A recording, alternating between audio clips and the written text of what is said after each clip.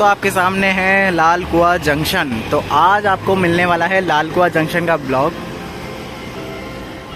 और आप सोचेंगे कि भाई क्या बात लड़ी लगा दी इसी सेक्शन की। तो हाँ, काठगोदाम रेलवे स्टेशन है, हल्द्वानी रेलवे स्टेशन आप देख चुके हैं। अब बारी है लाल कुआं जंक्शन की।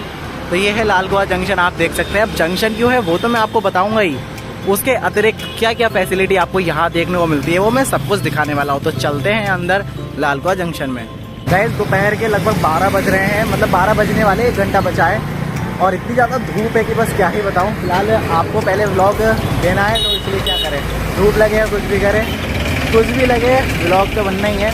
तो अभी बहुत ज़्यादा तेज़ वाली धूप हो रही है और मैं चलता हूँ वो लाल कुआं रेलवे स्टेशन पर। आप पीछे देख सकते हैं ये लाल कुआं जंक्शन है। और ये जो रोड है ना जिस पे अभी मैं खड़ा हूँ, ये रोड बस ऐसे ही गुजर जाता है। यहाँ पर कोई भी रोडवेज नहीं है, ये मुझे बड़ा अजीब लगा। ऐसी काठगोदाम में भी कोई रोडवेज नहीं है और लाल कुआं में भी कोई भी रोडवेज नहीं है। यहाँ से सिर्फ बस जब गुजरती है ना तभी आपको उठा लेगी, मतलब कोई पर्टिकुलर रोडवेज बना हुआ नहीं है। तो ये अजीब बात है।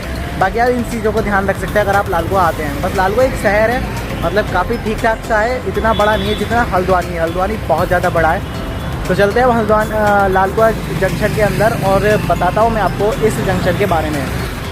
लाल कुआं जंक्शन में दोस्तों आप इस तरीके से एंट्री कर सकते हैं। ये है इसकी मेन बिल्डिंग। ये सारा आप देख सकते हैं लाल कुआं जंक्शन ऊपर की तरफ लिखा हुआ है। और अभी हम चलते हैं अंदर की तरफ और इधर नो पार्किंग लिखा हुआ है। तो आप ध्यान रखना, अपना कोई भी वाहन इधर ना खड़ा करके उधर खड़ा कर देना। देखो आप कितने सारे वाहन वहाँ ऑलरेडी खड़े हैं। तो जैसे ही आप अंदर घुसते हो ना तो आपको कुछ इस तरीके से बिल्डिंग देखने को मिलती है। और जैसे आप इसके अंदर एंटर करते हो तो यहाँ पर आपको देखने को मिल जाती है समय सारणी ट्रेन की। तो आप यहाँ देख सकते हैं, यहाँ पर काफ़ी ज़्यादा ट्रेन के बारे में लिखा गया है। तो अभी हम जो ट्रेन है ना हम पकड़ेंगे लाल कुआं से लेकर काशीपुर के बीच में जो स्पेशल ट्रेन चलती है वाली। तो वो ट्रेन है यहाँ पर, इसमें कहीं पर लिखी हुई नहीं है, फ़िलहाल उस पर आ रही है वो। तो मतलब NTES पर आ रही है, तो इसमें कोई टेंशन की बात नहीं है। तो उसको हम पकड़ के अभी उसके थ्रू पहुँचेंगे काशीपुर तक। फिर काशीपुर से हम एक और ट्रेन पकड़ेंगे। फ़िलहाल मैं आपको बताता हूँ थोड़ी देर में बाकी बातें। तो यहाँ पर आप देख सकते हैं फ़ैन वगैरह लगे हुए हैं बट चल नहीं रहे हैं। और यहाँ टिकट काउंटर है, जहाँ ज़्यादा भीड़ हो रही है वहाँ पर रिजर्वेशन काउंटर है। और जहाँ एक बंदा खड़ा है खाली वो है अपना अनरिजर्व टिकट काउंटर। तो दोनों ही टिकट आपको यहाँ से मिल जाते हैं। और इधर भी यहाँ पर आपको समय सारणी देखने को मिल जाएगी लाल कुआं पर। इसके अलावा आप चलते हैं अंदर की तरफ। तो जब आप अंदर एंट्री कर देते हैं तो आप सबसे पहले आते हैं प्लेटफॉर्म संख्या 1 पर। अभी जो प्लेटफॉर्म नंबर 1 है ना, ये बस यूँ तो कहें कि बहुत कम ही यूज़ होता है। बस मैं ये कह सकता हूँ, इतना ज़्यादा यूज़ ये नहीं होता है। अब आप देख सकते हैं बिल्कुल एकदम खाली खाली सा पड़ा है, कोई ज़्यादा लोग यहाँ पर है नहीं, क्योंकि यहाँ से ट्रेनें सिर्फ ऑरिजिनेट ही हो सकती हैं। और आप देख सकते हैं सिर्फ एक ही डायरेक्शन में ऑरिजिनेट हो सकती है, दूसरी तरफ से ये बंद है। यानी कि अगर ट्रेन को बरेली साइड या मुरादाबाद साइड जाना है तो वो 1 नंबर से ऑरिजिनेट हो सकती है, अन्यथा उसे 2 से ही होना होगा, क्योंकि ये आगे जाके एक तरीके से टर्मिनल प्लेटफॉर्म है। चलते हैं हम आगे की तरफ, क्योंकि यहाँ पर जो 1 फुट ओवर ब्रिज है वो सभी प्लेटफॉर्म को कनेक्ट कर देता है।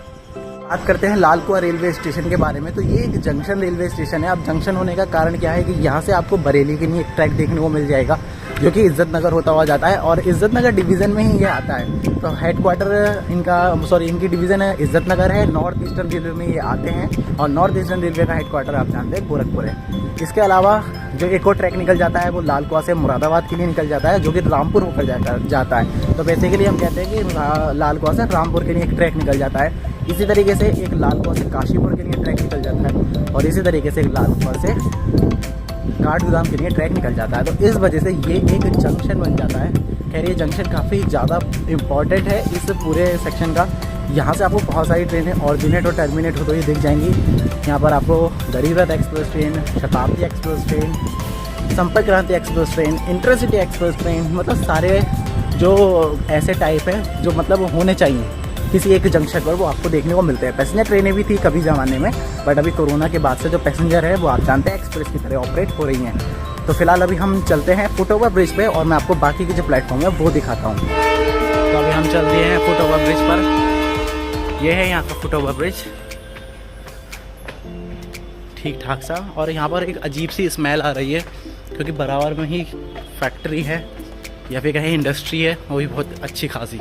तो उसमें से पता नहीं क्या क्या निकल रहा है, जो कि बहुत ज़्यादा स्मेल आ रही है अजीब सी। सो गाइस इस तरीके से प्लेटफॉर्म नंबर 2 और 3 पर देखने को मिल जाएगा और उधर 4 और 5 देखने को मिल जाएंगे। अब थोड़ा और आगे चलते हैं, देखो कितना पतला सा फुट ओवर ब्रिज है, मतलब जैसी यहाँ की रिक्वायरमेंट उसी तरीके का यहाँ पर फुट ओवर ब्रिज देखने को मिल जाता है।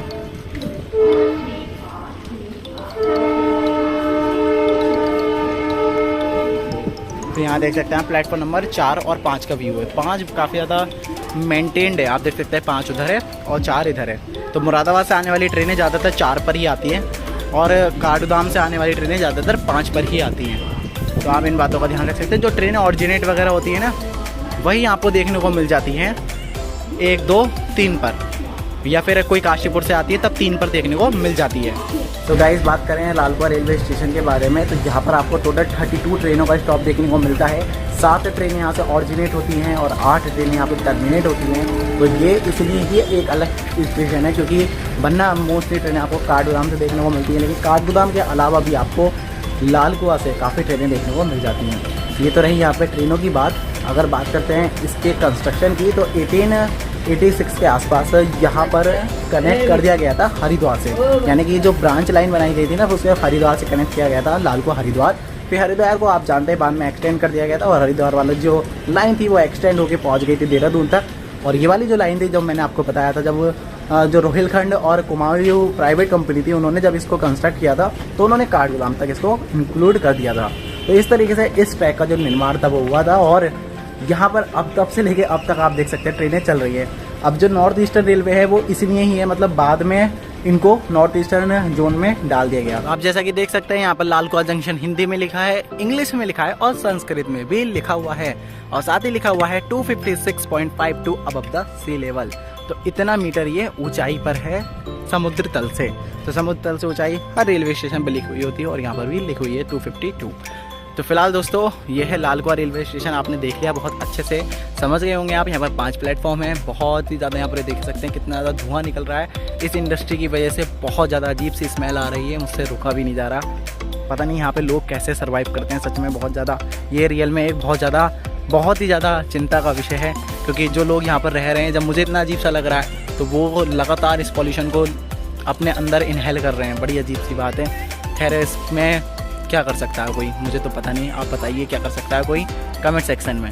तो गाइस लालकुआ रेलवे स्टेशन का व्लॉग यहीं पर ही ख़त्म हो जाता है। लालकुआ यानी कि LKU नॉर्थ ईस्टर्न रेलवे में आता है, इज्जत नगर डिवीज़न है। यहाँ से काफ़ी ज़्यादा ट्रेनें ऑरिजिनेट होती है, इसलिए हम यहाँ से एक ट्रेन पकड़ने भी वाले हैं। तो फिलहाल दोस्तों इस वीडियो में इतना ही। ये ब्लॉग आपको कैसा लगा बताना ज़रूर कमेंट सेक्शन में। और ये जो सेक्शन है ना पूरा ही, अब मैंने लगभग समझ लो बहुत अच्छी तरीके से कवर कर लिया है। काठगोदाम रेलवे स्टेशन को भी मैंने काफ़ी अच्छे से एक्सप्लोर कर दिया है, हल्द्वानी को भी मैंने अच्छे से एक्सप्लोर कर दिया है और बता भी दिया है आप लोगों को कि आपको काठगोदाम की जगह हल्द्वानी क्यों जाना चाहिए। और लालकुआ को भी अब मैंने एक्सप्लोर कर दिया है। लालकुआ अगर आप आते हो तो बेसिकली आप क्यों आओगे, यहाँ पर मतलब कोई वैसा रीज़न नहीं है आने का। कोई फेमस जगह तो मुझे नहीं पता यहाँ पर कोई है या नहीं है। अगर आप लालकुआ से और वीडियो देख रहे हो कोई फेमस जगह तो ज़रूर कमेंट सेक्शन में बताना, जिससे कि नेक्स्ट टाइम मैं उसको कवर कर सकूँ। क्योंकि मैंने जो पूछा वो मुझे पता नहीं लग पाया, मतलब मिला नहीं। मैंने पूछा रोडवेज़ के बारे में, तो रोडवेज़ का मुझे पता नहीं लगा। उन्होंने कहा भाई रोडवेज़ वगैरह यहाँ पर कोई कुछ नहीं है, बस सड़क से ही बैठ जाता है इंसान। तो ये थोड़ा मुझे अजीब लगा। खैर अब जो भी है यही है। तो फिलहाल दोस्तों इस वीडियो में इतना ही, मिलते हैं आपसे नेक्स्ट ब्लॉग में। तब तक के लिए bye bye and take care all of you.